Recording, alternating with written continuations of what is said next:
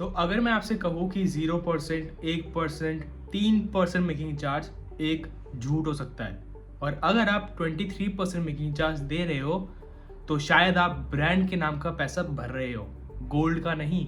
आज मैं आपको एक्सपोज करने वाला हूँ ज्वेलरी मार्केट से, जो कि सबसे बड़ा कंफ्यूजन आज बनी हुई है इस वक्त पे। मैं हूँ Vansh Verma, a certified gemologist and a government approved gold valuer. तो आज मैं बात करूँगा 1 से 2% मेकिंग चार्ज वाले ज्वेलर्स की, 10 से 15% वाले ट्रस्टेड लोकल ज्वेलर्स की, और 23 से 30% मेकिंग चार्ज लेने वाले बिग ब्रांड शोरूम्स की। कौन सही है कौन गलत, और सबसे इम्पोर्टेंट आपको अपना पैसा कहाँ इन्वेस्ट करना चाहिए वो भी मैं आपको बताने वाला हूँ। तो वीडियो ध्यान से सुनना, कुछ भी स्किप मत करना, क्योंकि मैं ऐसी चीज़ें आपको बताने वाला हूँ जो आपने आज तक बिल्कुल भी कहीं भी सुनी नहीं होगी। I am a jeweller my self, और मैं आपको वो सब चीज़ें बताने वाला हूँ जो कि कोई भी सुनार या कोई भी ज्वेलर आपको कभी भी नहीं बताएगा। वीडियो को एंड तक ज़रूर देखना, क्योंकि आज के बाद आप बिना सोचे समझे ज्वेलरी कभी भी नहीं खरीदोगे। हम शुरुआत ही उस चीज़ से करते हैं जो कि इंडिया में कह लो या पूरे वर्ल्ड में बहुत ही ज़्यादा हॉट टॉपिक बना हुआ है। अलग अलग ज्वेलर्स आपको अलग अलग ऑफर्स दे रहे हैं कि हम 0% में दे देंगे आपको ज्वेलरी, कोई कह रहा है मैं 3% में दे दूंगा। तो ये मेकिंग चार्ज होता क्या है? तो जब भी आप गोल्ड ज्वेलरी खरीदते हो, बिल में दो चीज़ें होती है। एक तो गोल्ड का रेट पर 10 ग्राम के हिसाब से या पर ग्राम के हिसाब से होता है, जिसे हम पर तोला कहते हैं 10 ग्राम को, और दूसरा होता है मेकिंग चार्जेस। गोल्ड का रेट तो मार्केट डिसाइड करता है, जैसे M6 हो गया, या जो डेली गोल्ड का रेट होता है वो आपको देना ही पड़ता है। लेकिन ये मेकिंग चार्ज क्या होता है? तो मेकिंग चार्ज होता है डिज़ाइन बनाने के पैसे। जैसे कि ये गोल्ड रिंग है, तो इसका जो डिज़ाइन बना हुआ है उसके पैसे तो आपसे लेगा ना ज्वेलर, क्योंकि मेकिंग चार्ज तो उसी के ऊपर लगते हैं। दूसरी होती है कारीगर की मेहनत, बेचारों की खून पसीने की मेहनत, जो कि वो ऐसे डिज़ाइन बनाने में लगाते हैं। और तीसरा होता है पॉलिशिंग। इस चीज़ को हम पॉलिश भी करना होता है जिससे कि ये ज़्यादा शाइन करे। फिर होता है फिनिशिंग, जैसे कि आप देख सकते हो इसमें बढ़िया फिनिशिंग आ रही है, देख रहे हो ना, ये होती है फिनिशिंग। फिर होता है स्टोन सेटिंग, जैसे कि आप देख रहे हो इसमें डायमंड्स लगे हुए हैं, देन इसके ऊपर भी मेकिंग चार्जेस लगते हैं। देन होता है शॉप का रेंट, कि जो ज्वेलर एक जगह बैठा है, एक मार्केट में बैठा है, उसका रेंट तो उसको निकालना है, वो अपनी जेब से दे देगा नहीं ना, उसने बिजनेस खोला क्यों है? प्रॉफिट कमाने के लिए। तो वो अगर अपनी जेब से देने लग गया तो उसका तो बिजनेस ठप है ना, तो फायदा क्या खोलने का। फिर होता है स्टाफ की सैलरी, जो उसने स्टाफ रखा हुआ है, कारीगर लोग रखे हुए हैं, स्टाफ सेल्स पर्सन रखे हुए हैं, तो उन सब की सैलरी भी तो वो मेकिंग चार्जेस से ही देगा ना, अपनी जेब से देगा नहीं कि उसका बहुत बड़ा कोई और बिजनेस चल रहा है उससे फिर ला के दे पैसे, फिर खुद की जेब से ही भरे, तो ऐसा नहीं होता है। और फिर होता है प्रॉफिट मार्जिन। हर कोई बिजनेस प्रॉफिट के लिए ही करता है, चाहे आप हो चाहे मैं हूँ। मुझे सिर्फ चाहिए बिजनेस में प्रॉफिट, क्योंकि बिजनेस का जो पैरेलल वर्ल्ड होता है ना, वो घिरा होता है प्रॉफिट और लॉस से, और कोई भी अपने बिजनेस में लॉस देख के खुश नहीं होता है, क्योंकि सभी को चाहिए प्रॉफिट। उसी से उनकी कमाई होती है और उसी से उनके सारे खर्चे निकलते हैं। आपको समझ आ गया है? नहीं तो सिंपल लैंग्वेज में कहूँ तो गोल्ड की जो शेप बनती है उसके ही पैसे मेकिंग चार्जेस होते हैं। जैसे इसकी शेप बनी हुई है एक, तो इस पे ही मेकिंग चार्जेस लगते हैं। तो अब सवाल आता है, अगर सबको डिज़ाइन बनाना आता है तो कोई 1%, कोई 0% कैसे दे पा रहा है, और कोई 10 से 15% क्यों ले रहा है, और कोई 30% तक क्यों ले रहा है? यही गेम शुरू होती है असली। तो ध्यान से सुनना। मार्केट में आपने देखा होगा कि बहुत सारे ज्वेलर्स आपको फ्लैट 1%, 0% मेकिंग चार्ज या सिर्फ 2% मेकिंग चार्ज जैसे ऑफर दे रहे हैं।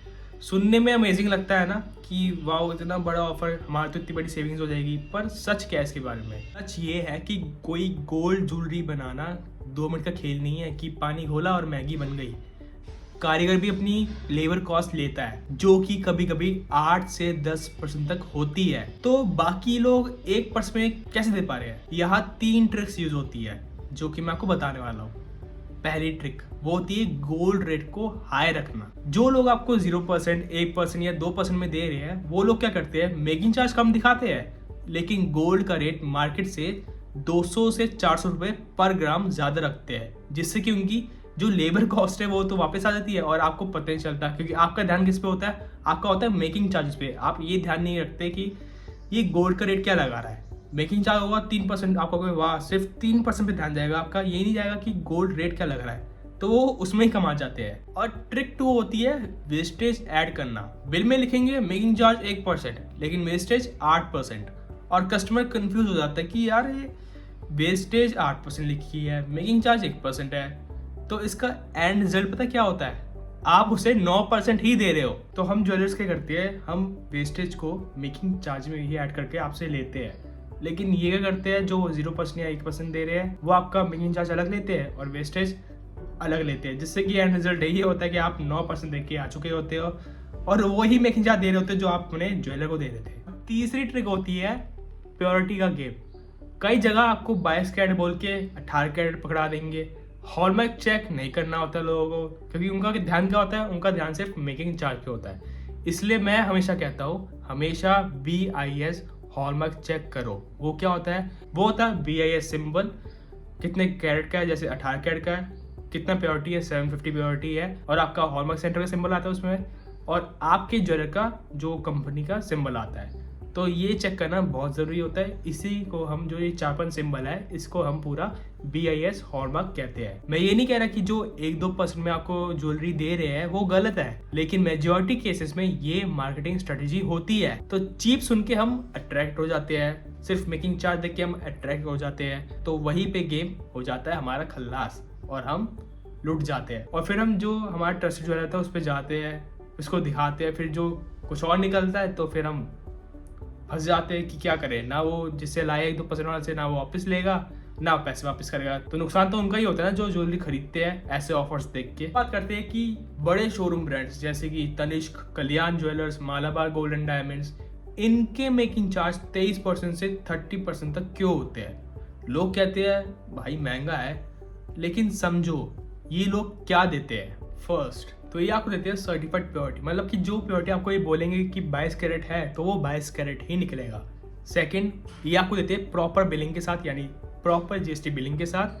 थर्ड, इनकी जो एक्सचेंज पॉलिसी होती है वो भी बहुत ही ज़्यादा ट्रस्टेबल है। बाकी लोकल ज्वेलर्स क्या करते हैं, वो आपको बोलते तो है कि हम बाद में एक्सचेंज कर लेंगे, लेकिन वो एक्सचेंज नहीं करते हैं। लेकिन ऐसे बिग शोरूम्स एक्सचेंज कर लेते हैं, क्योंकि उनको अपना क्लाइंट बेस नहीं खराब करना है। फोर्थ होता है बायबैक गारंटी। जैसे आपने ज्वेलरी खरीदी इनसे तो ये उसकी फुल 100% कॉस्ट देने को भी तैयार रहते हैं। फिफ्थ होता है इनका स्टैंडर्डाइज डिजाइन, यानी कि हर एक डिजाइन एक दूसरे से अलग ही होगा, कोई भी आपको सेम नहीं मिलेगा। और फिर होता है एयर कंडीशन शोरूम्स और हैवी मार्केटिंग, जिसमें ये TV एड्स चलवाते हैं, सेलिब्रिटीज को प्रमोशन के लिए पैसे देते हैं, इतने बड़े बड़े शोरूम्स खोलते हैं और अपने स्टाफ को सैलरी देते हैं, जो कि हर एक शोरूम पे 100 to 200 स्टाफिंग का होता ही है।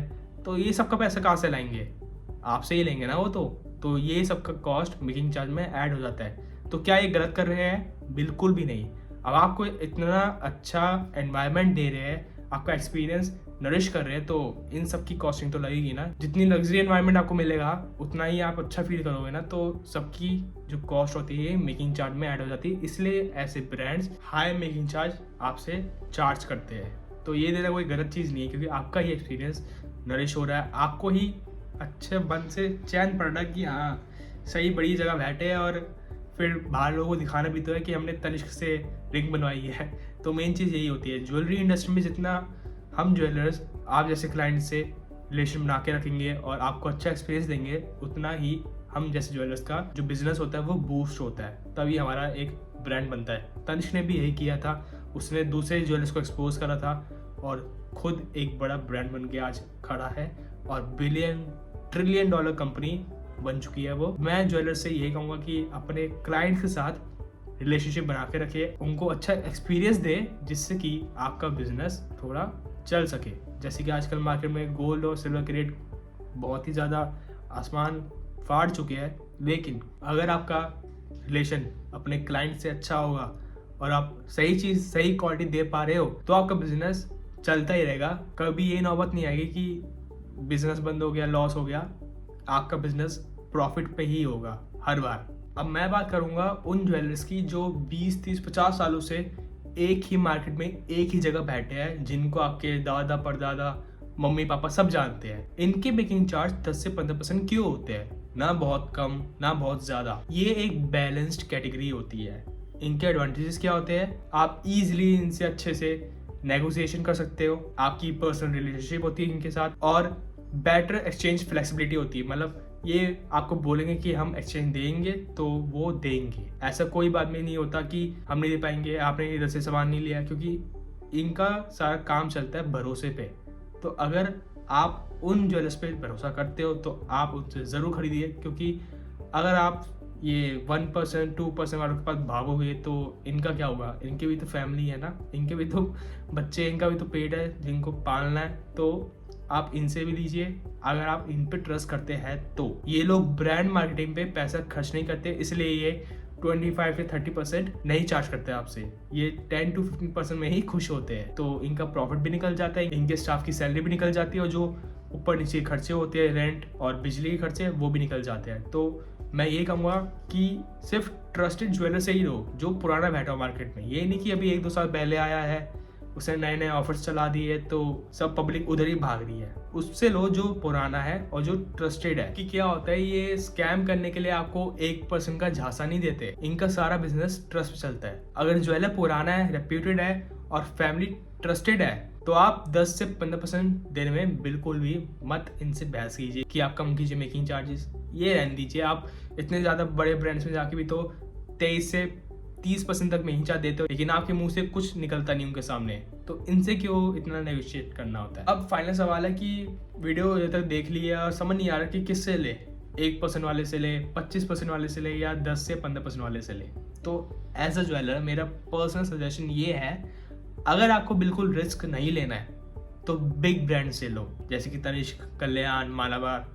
और अगर आपको स्मार्ट बाइंग करनी है तो ओल्ड फैमिली ट्रस्टेड ज्वेलर से चूज करो। अगर आपको 1% या 0% के पीछे धक्के खाने हैं तो बिना चेक करके, आंख बंद करके वो चीज़ ले लो, और कहीं भी चेक मत कराओ, ना पहनो, अपनी तिजोरी में रख दो। और जब काम के लिए आपको चाहिए होगी कि कोई लॉस हो गया, बेचना पड़ रहा है, तो तब उसको निकालो, फिर आपको पता चलेगा कि क्या चीज़ है वो तांबा है। मैं नहीं कहूँगा अपने मुंह से, लेकिन जो चीज़ वो होती है वो हम ज्वेल्स को ही पता होता है। इंडियन फीमेल्स के लिए मैं इंडिया का नाम इसलिए ले रहा हूँ क्योंकि इधर ज्वेलरी सिर्फ फैशन नहीं होती, ये एक इन्वेस्टमेंट होती है, ये इमोशनल वैल्यू होती है, ये शादियों का फ्यूचर है। तो 1-2% के लालच में मत पड़ो, क्वालिटी पे फोकस करो। सस्ते के चक्कर में आप लॉस ही कराओगे अपना।